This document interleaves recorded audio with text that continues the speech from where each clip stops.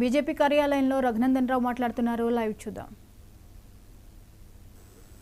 హరీష్ రావు గారు కూడా స్పష్టంగా చెప్పాల్సింది, ఆ అకౌంట్ మాది కాదు, లేదా టీఆర్ఎస్ పార్టీకి సంబంధం లేదు, నా ఫోటో వాడుకొని కొంతమంది వ్యక్తులు తప్పుడుగా పెడతా ఉన్నారు, వాళ్ళ మీద చట్ట ప్రకారం చర్యలు తీసుకుంటా అని మాట్లాడి ఉంటే హరీష్ రావు గారికి ఇంకొంచెం గౌరవం పెరిగేది. ఏదో విచారం వ్యక్తం చేస్తా ఉన్నామని చెప్పి చేతులు దులుపుకొని పోతా ఉన్నది సరైనటువంటి పద్ధతి కాదు.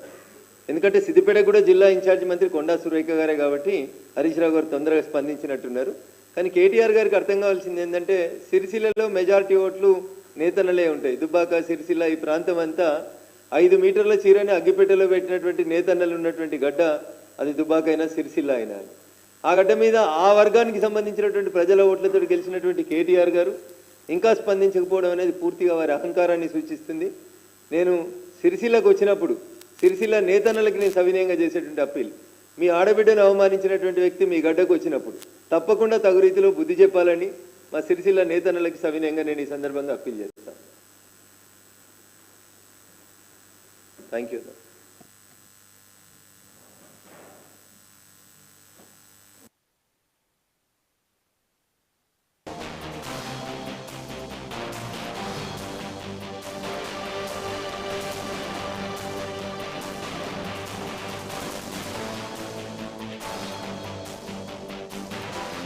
బాధని వచ్చింది.